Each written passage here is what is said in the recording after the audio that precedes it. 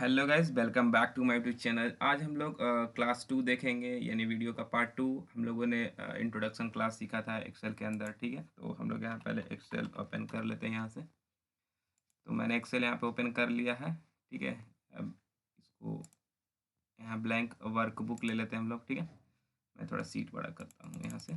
चलिए शुरू करते हैं। हम लोग इंट्रोडक्शन क्लास में ये सब सारी चीज़ें, बेसिक चीज़ें हम लोग सीखे थे, कैसे इसमें डेटा डालते हैं, कैसे वैल्यूज़ पुट करते हैं, वैसे सारी चीज़ें हम लोगों ने पहले क्लिपबोर्ड यहाँ पे देखा था। अब हम लोग ना यहाँ पे फॉन्ट ग्रुप देखेंगे। ठीक है, ये फॉन्ट ग्रुप में जितने भी आपको दिख रहे हैं वो सारी चीज़ें हम लोग आज वन बाय वन बहुत इजी वे में हम लोग अच्छी तरीके से इसको सीखेंगे। ठीक है, तो मैं यहाँ पे कुछ डेटा ले लेता हूँ। सबसे पहले फॉर एग्जांपल यहाँ पे मैंने ले लिया नेम। ठीक है, और यहाँ पे ले लेता हूँ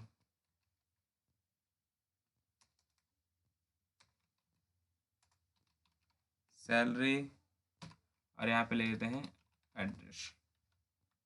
ठीक है, यहाँ पे ले लेते हैं नेम, रोहन हो गया, मोहन, सोहन, सोनू, मोनू। ठीक है, सैलरी यहाँ पे हम ले लेते हैं 10,000 ले लिया और 11,000 सेलेक्ट करके। जैसे हम लोगों ने कल बताया था कि अगर वैसे हम लोग यहाँ पे 1 और 2 लेते हैं तो 1 2 3 इस तरह से लिखना है और इसको क्लिक करके इस तरह से ड्रैग करना है। यानी कहने का मतलब ये हुआ हमारा कि हमने इसको बताया कि 1 के बाद 2 आता है, 2 के बाद वैसे 3 हमारा अल्टरनेट नंबर, मतलब कंटिन्यू, सॉरी अल्टरनेट नहीं, कंटिन्यू नंबर हमारा दिखेगा उस तरीके से। वैसे ही हम लोगों ने 10,000 के बाद 11,000 लिखा है, यानी कि अब आएगा 12,000 13,000। ठीक है, तो इस तरीके से हमारा 10 11 12 13,000। फिर यहाँ पर एड्रेस लिख देते हैं हम लोग, जहानाबाद, गया, पटना। ठीक है, इसको मैं यहाँ से इस तरीके से मैं ड्रैग करता हूँ। ठीक है, इसको मैं इधर से डिलीट करता हूँ इधर से। ठीक है, हम लोगों ने यहाँ से डिलीट कर दिया। अब सारी चीज़ें वन बाय वन अच्छी तरीके से देखेंगे। थोड़ा और मैं इसको बड़ा करता हूँ ताकि आपको अच्छी तरीके से ये विजुलाइज हो जाए। तो हम लोग का फॉन्ट ग्रुप के अंदर है। यहाँ पे फॉन्ट ग्रुप में ये सब सारी चीज़ें हम लोग को क्लियर करना है। देखिए, सबसे पहले यहाँ पे जैसे हम कर्सर ले जाते हैं तो यहाँ पे एक मैसेज यहाँ पे दिख रहा होगा आपको, लिखा होगा फॉन्ट। ठीक है, ये क्या है हमारा फॉन्ट। अब यहाँ पे जैसे ये ड्रॉप डाउन मेन्यू है, आपको दिख रहा होगा। थोड़ा मैं इसको और जूम करता हूँ। ठीक है, तो इसको मैं ज़ूम कर रहा हूँ तो आपको ये साइन जो दिख रहा है, ये एरो का, इसका मतलब है कि इसमें अभी बहुत सारे हमारे ऑप्शंस अवेलेबल हैं, जिससे हम इसका यूज़ कर सकते हैं। मीन्स मतलब ये हमारे एक मोर बटन होता है जिसमें अभी बहुत सारे ऑप्शंस टूल्स अवेलेबल होते हैं। जैसे मैं इस पर क्लिक करता हूँ तो जैसा कि देख सकते हैं बहुत सारे अभी हमारे जितने भी फ़ॉन्ट के स्टाइल्स हैं, थीम्स हैं, वो सारी फ़ॉन्ट जितना थीम था हमारा, स्टाइल्स भी इसको हम लोग बोल सकते हैं, वो सारे अवेलेबल हैं। ठीक है, तो मैं इसको थोड़ा और बाहर क्लिक करता हूँ इस तरीके से। ठीक है, तो सबसे पहले यहाँ पे इसको हम लोग बोलते हैं फ़ॉन्ट। ठीक है, ये फ़ॉन्ट क्या करता है सबसे पहले, तो जब भी ये अप्लाई करना हो तो सबसे पहले हम लोग ना डेटा को सिलेक्ट करते हैं। यानी कहने के मतलब है कि जो भी हमने सेल के अंदर में जो भी सारी चीज़ें हम लोग लिखे हैं, वो चीज़ों को हम लोग सबसे पहले क्या करते हैं, सिलेक्ट करते हैं। क्या करते हैं, सिलेक्ट करते हैं। सिलेक्ट करने के बाद क्या करेंगे, यहाँ पे फ़ॉन्ट में जाएँगे, ये जो हमारा सिंबल दिख रहा है यानी कि मोर बटन दिख रहा है हमारा, इसमें हम लोग अलग-अलग तरीके का फ़ॉन्ट का स्टाइल, जैसे कि आप सीट में देख भी रहे होंगे कि अलग-अलग तरह का स्टाइल्स हमारा चेंज हो रहा है। मीन्स कहने का मतलब कि एग्ज़ाम्पल के तौर पे हम लोग इसको समझते हैं। तो सबसे पहले मान लीजिए कि हमारे पास बहुत सारे स्टूडेंट हैं, तो वो सारे स्टूडेंट का अलग-अलग हैंडराइटिंग है, करेक्ट? जैसे कि कोई स्टूडेंट इस तरीके से लिखता है, इस तरीके से लिखता है। जैसे कि हमारा सिग्नेचर होता है ना, सबका अलग-अलग इस तरह से होता है, तो सबका सेम नहीं होता है। तो वैसे ही हम लोग यहाँ पे फ़ॉन्ट का स्टाइल दिया हुआ है, तो सब स्टाइल्स अलग हैं। यानी जो बेहतर आपको स्टाइल लग रहा है, आप उसका यूज़ करते हो। तो मैं ये अभी फ़िलहाल यूज़ करता हूँ। चलो, ये हम लोग यूज़ कर लिए। ठीक है, ये थोड़ा इसको यहाँ से एडजस्ट कर लेते हैं। ठीक है, तो ये हमारा क्या हो गया, फ़ॉन्ट का स्टाइल हो गया। ये हमारा फ़ॉन्ट का स्टाइल हो गया। ठीक है, हम लोग यहाँ से और भी सारी चीज़ें यहाँ पे चेंज कर सकते हैं। इतना समझ में आया? चलो, फिर यहाँ पे दिख, जैसे हम कर्सर ले रहे हैं तो यहाँ पे लिखता है फ़ॉन्ट साइज़, यानी इसी का इसका साइज़ है, किसका है, फ़ॉन्ट का साइज़ है। तो यहाँ पे जैसे हम लोग इस पे ये माउस जो हमारा मोर बटन दिख रहा है, इस पे ये एरो का सिंबल दिख रहा है, यहाँ से हम लोग मिनिमम 8 तक साइज़ कर सकते हैं। जैसे यहाँ पे दिख रहा है मिनिमम 8 और मैक्सिमम 72। ठीक है, तो इस तरीके से हम लोग जितना भी हमको साइज़ चाहिए हम लोग फ़ॉन्ट का साइज़ यहाँ से ले सकते हैं, ठीक है? इस तरह से ले सकते हैं और साइज़ थोड़ा इसको एडजस्ट कर सकते हैं, ठीक है? तो ये हमारा हो गया फ़ॉन्ट साइज़, मिनिमम 8 कर सकते हैं और मैक्सिमम 72 कर सकते हैं, ठीक है? तो हम लोगों ने अभी 12 कर रखा है, चलो, ठीक है? फिर उसके बाद में यहाँ पे जैसे हम कर्सर लेते हैं तो लिखता है increase font size. Increase font size का मतलब ये हुआ हमारा कि फ़ॉन्ट का साइज़ बढ़ेगा, इंक्रीज़ होगा, बढ़ेगा, ठीक है? इसको हमने सेलेक्ट करते जब भी कोई भी काम करना हो तो सबसे पहले हम लोग डेटा को सेलेक्ट करेंगे। ठीक है? एक सेल को क्लिक करेंगे तो ये हमारा ये पर्टिकुलर एक सेल जो हमारा सिलेक्टेड है और इससे ज़्यादा मल्टीपल सेलेक्ट करेंगे तो इस तरीके से हमें सेलेक्ट करना पड़ेगा। ठीक है? तो यहाँ पे है हमारा क्या था increase font size. Increase font size का मतलब होता है फ़ॉन्ट की साइज़ को बढ़ेगा, इंक्रीज़ मतलब बढ़ना होता है। जैसे इस पर हम लोग क्लिक करते हैं तो फ़ॉन्ट का साइज़ बढ़ रहा है, जैसे कि इसमें भी आपको शो कर रहा होगा, ठीक है? और इसके बगल में हमारा है decrease font size. Decrease font size का मतलब ये होता है कि फ़ॉन्ट का साइज़ डिक्रीज़ करेगा। तो आपके माइंड में ये भी क्वेश्चन्स चल रहे होंगे कि अगर जब यहाँ पे इंक्रीज़ फ़ॉन्ट साइज़ या डिक्रीज़ फ़ॉन्ट साइज़ है, तो ये क्यों दिया गया है? ठीक है? फ़ॉन्ट का साइज़ अगर यहाँ भी है हमारा, तो ये दोनों ऑप्शन क्या कर रहे हैं यहाँ पे?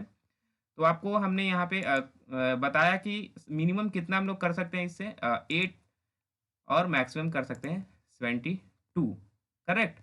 तो इसमें क्या है कि हम लोग इसमें एक लिमिट्स है कि हम लोग 8 और 72 ही कर सकते हैं, ठीक है?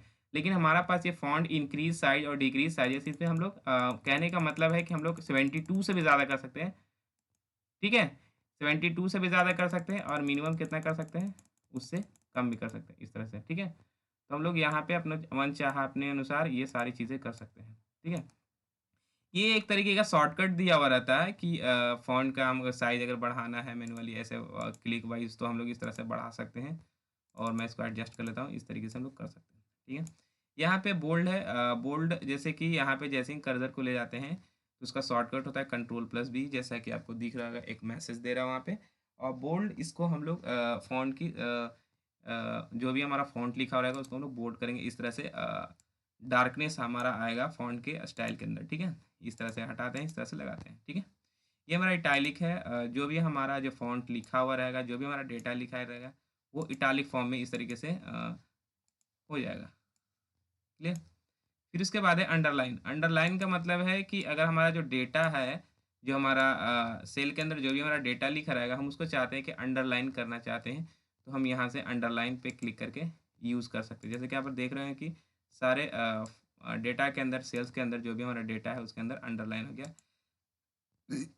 यहाँ पे है डबल अंडरलाइन मतलब कि अगर हम चाहते हैं या आप चाहते हैं कि ये जो हमारा सेल है उसके अंदर जो डेटा लिखा हुआ है अभी सिंगल अंडरलाइन है वो डबल अंडरलाइन हो जाए तो इस तरीके से जैसे आप देख रहे हैं थोड़ा नोटिस कीजिए यहाँ पे डबल अंडरलाइन है हटाना चाहते हैं तो बिल्कुल सिंपल है सेलेक्ट करो इसी पर क्लिक करो हट जाएगा ठीक है इस तरीके से हम लोग फॉन्ट का स्टाइल फॉन्ट ग्रुप को से जितने भी हमारे ऑप्शन है उसको इस तरीके से यूज़ करते हैं ठीक है अगर मान लीजिए सपोज जैसे कि अभी हमें इसमें बॉर्डर लगाना है ठीक है जैसे कि आपको लग रहा है कि सब जितने भी लाइंस वगैरह यानी रो और कॉलम्स हैं वो बॉर्डर है एक्चुअली अभी तो दिख रहा है लेकिन हम जब प्रिंट करेंगे ना तो ये सारे हमारे बॉर्डर्स नहीं दिखते हैं ठीक है तो हम इसमें पहले बॉर्डर लगाते हैं बॉर्डर क्या होता है बॉर्डर एक अट्रैक्टिव लुक देता है हमारे टेबल्स के अंदर सीट्स के अंदर जो भी हमारे डेटा बनते हैं उसके जैसे ही हम यहाँ पे फॉन्ट है ये सॉरी बॉर्डर है जैसे ही बॉर्डर पर हम क्लिक करते हैं तो यहाँ पर ही बहुत सारे बॉर्डर्स आपको दिए होंगे लेफ्ट है लगाना था लेफ्ट साइड में लगा सकते हैं राइट साइड में लगा सकते हैं यहाँ पे एक ऑल बॉर्डर का एक भी ऑप्शन मिलता है जैसे ऑल बॉर्डर पर क्लिक करते हैं तो देखिए हमारे ऑल बॉर्डर पे ये हमारा जो टेबल है बना हुआ था छोटा टेबल उस पर हमारा ऑल बॉर्डर लग गया अगर हम टेबल ये बॉर्डर हटाना भी चाहते हैं तो यहाँ पे कर देंगे नो बॉर्डर ठीक है टेबल लगाना है तो सेलेक्ट करेंगे टेबल को सेलेक्ट करेंगे या बॉर्डर लगाना है तो ऑल बॉर्डर पर क्लिक करेंगे बॉर्डर हटाना है तो सेलेक्ट करके यहाँ पे नो बॉर्डर कर देंगे ठीक है तो मैं अभी फ़िलहाल बॉर्डर लगा देता हूँ ताकि हमको अच्छा दिखे ठीक है ये हो गया हमारा अब इसमें हमारा है यहाँ पे इसको बोलते हैं फ़ील कलर क्या बोलते हैं फ़ील कलर यानी कि हमारे जितने भी बॉक्सेस हैं सॉरी बॉक्सेस नहीं इसको बोलते हैं हम लोग सेल बोलते हैं ठीक है तो हमारे जितने भी इसमें सेल्स दिए गए हैं उसको हम लोग कलर भरना है रंग भरना है फ़ील करना है उसके अंदर तो हम लोग फ़ील कलर जो यहाँ पे टूल्स दिए गए हैं उसका यूज़ करके हम लोग अलग अलग कलर्स यहाँ पे फ़ील कर सकते हैं ठीक है इस तरीके से हम लोग फ़ील कर सकते हैं ठीक है इस तरीके से हम लोग क्या कर सकते हैं, फिल कर सकते हैं। अगर हटाना है तो इसी के अंदर जाएँगे, यहाँ पे कर देंगे नो फिल। क्या करेंगे इसके अंदर? नो फिल, ठीक है? फिर हमारा ये है फ़ॉन्ट कलर।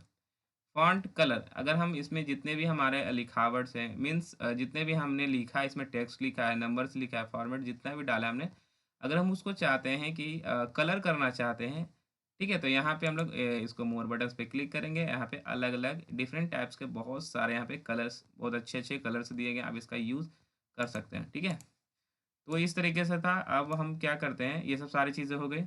हमने कल आपको फॉर्मेट पेंटर नहीं बताया था, ठीक है? आपको अगर याद होगा तो हमने कल फॉर्मेट पेंटर नहीं बताया था। हमने बोला था कि अ, हम इसके बाद जब फ़ॉन्ट ग्रुप हम लोग डिस्कस करेंगे, तब उसके बाद हम लोग ये फ़ॉन्ट जो फॉर्मेट पेंटर है, उसको हम डिस्कस करेंगे कल, ठीक है? तो सबसे पहले अगर मान लिया जाए कि हमारे पास भी एक छोटी-सी टेबल है, ठीक है? मैं क्या करता हूँ कि यहाँ पे एक छोटा-सा टेबल एग्ज़ाम्पल के लिए बना लेता हूँ। नेम लिख दिया, रोल नंबर लिख दिया। ये तो हमारा सारा इसमें लिखा हुआ है, ठीक है? एक्चुअली ये है इसमें इसीलिए, ठीक है? इसको डिलीट करते हैं। जैसे फॉर एग्ज़ाम्पल के यहाँ पे मैं नाम लिख लेता हूँ किसी का। रोहन हो गया, मोहन हो गया, ठीक है? सबसे पहले ये जानते हैं कि हमने ये लिखा क्यों है, ठीक है? सबसे पहले ये सब सारी चीज़ें हमने यहाँ पे एक हमारा छोटा-सा टेबल बना हुआ है, यहाँ पे हमने 2 नाम लिखा है, रोहन एंड मोहन, जो बहुत ही पॉपुलर नाम है। तो यहाँ पे फॉर्मेट पेंटर दिया गया है, ठीक है? तो फॉर्मेट पेंटर का यूज़ कैसे करेंगे? जैसा कि आप लोग को पता है कि हमने इस पे बहुत सारी चीज़ें अप्लाई कर दी। जैसे फॉर एग्ज़ाम्पल कि हमने क्या किया कि इसका फ़ॉन्ट का जो स्टाइल था, यहाँ से हम लोगों ने क्या किया, चेंज कर दिया था। मैं एक बार चेंज करता हूँ ताकि जो आपको बेहतर लगे। मैंने यहाँ फ़ॉन्ट का स्टाइल चेंज कर दिया, इसको हमने बोल्ड कर दिया। ये हैच दिख रहा है, इसका मतलब इसमें एडजस्ट नहीं हो रहा है, साइज़ बड़ा कर देंगे, ठीक है? तो ये जितने भी हमने इसमें फ़ॉर्मेटिंग अप्लाई की है, इसमें लोग फ़ॉर्मेटिंग बोलते हैं। अगर आपको कोई अगर पूछे कि फ़ॉर्मेटिंग क्या होता है, तो हम लोग बोलेंगे कि बोल्ड, इटैलिक, अंडरलाइन, फ़ॉन्ट का स्टाइल चेंज करना, फ़िल करना, एंड टेक्स्ट को कलर करना, ये सब हमारा फ़ॉर्मेटिंग के अंदर आता है, ठीक है? तो अभी हम लोग डिस्कस करेंगे फ़ॉर्मेट पेंटर के बारे में, तो क्या होगा? फॉर्मेट पेंटर का मतलब है इसमें जितने भी हमारे जो फॉर्मेटिंग हमने अप्लाई किया है, बोल्ड किया, स्टाइल जो सारी चीज़ें इसमें चेंज किया, हम चाहते हैं कि रोहन और सोहन पर भी ये अप्लाई होगा, लागू हो जाए, ठीक है? तो कैसे करेंगे? सबसे पहले जिसका अप्लाई करना है उस पे पहले हम क्लिक करेंगे, जैसे कि हम चाहते हैं कि इसमें से कोई अप्लाई हो जाए, तो सबसे पहले उस पर क्लिक करेंगे, अब फॉर्मेट पेंटर पे क्लिक करेंगे, क्लियर? जैसे ही फॉर्मेट पेंटर पे क्लिक किया तो देखो इस हमारा जो कर्सर उसमें क्या आ गया, एक पेंटर ये यानी ब्रश आ गया हमारा। अब जिसको भी करना है तो उस पे क्लिक करके सेलेक्ट सिर्फ कर देना है, वो उस तरह का फॉर्मेट में आ गया, ठीक है? एक बार मैं अंडू कर देता हूँ, एक बार और फिर से दिखाता हूँ। जैसे कि जैसा हमको चाहिए, जैसे कि हमको ऐसा कलर ये ऐसा स्टाइल चाहिए तो उस पे पहले क्लिक कर देना, ठीक है? उसको सेलेक्ट करेंगे, फॉर्मेट पेंटर पे जाएँगे, फिर उसके बाद नेक्स्ट, इसको जिसको चाहिए उसको सिर्फ सेलेक्ट करेंगे। जैसे कि हम रोहन को सिर्फ चाहते हैं, तो रोहन को क्लिक किए तो सिर्फ रोहन हुआ हमारा, ठीक है? अगर हम मोहन को भी चाहते हैं तो एक बार में क्लिक करते हैं, एक बार फिर से देखिए। जैसे कि यहाँ पे हमने गया पे क्लिक कर रखा है, ठीक है? फॉर्मेट पेंटर पे क्लिक कर रखा है। हमने ये दोनों को सेलेक्ट करेंगे तो जैसा हमारा ये स्टाइल है उसे इस तरह से हमारा कन्वर्ट हो जाएगा। यानी कहने का मतलब कि फॉर्मेट पेंटर करता क्या है, किसी अगर टेक्स्ट पर हम फॉर्मेटिंग अप्लाई करते हैं यानी कि फ़ॉन्ट का स्टाइल चेंज करना, कलर करना, ये सब सारी चीज़ें करते हैं। अगर चाहते हैं कि सेम फॉर्मेटिंग किसी और टेक्स्ट पर अप्लाई हो जाए तो फॉर्मेट पेंटर ऑप्शन का यूज़ करते हैं, ठीक है? एक बार फिर से सुन लीजिए। कोई पूछेगा आपसे कि फॉर्मेट पेंटर क्या है? तो आप बोलिए कि किसी डेटा पर यानी किसी टेक्स्ट पर हमारा फॉर्मेटिंग अप्लाई हो। फॉर्मेटिंग अप्लाई का मतलब कलर करना, फ़ॉन्ट स्टाइल चेंज करना, साइज़ बड़ा करना, ये सब। फॉर्मेटिंग अप्लाई हो, किसी और टेक्स्ट पर अप्लाई करना हो तो फॉर्मेट पेंटर ऑप्शन का यूज़ करते हैं, ठीक है? तो हम लोग ये सब सारी चीज़ें फ़ॉन्ट ग्रुप में सीखे हैं। नेक्स्ट वीडियो हम लोग सुनेंगे अलाइनमेंट के बारे में सीखेंगे, जो काफ़ी इंटरेस्टिंग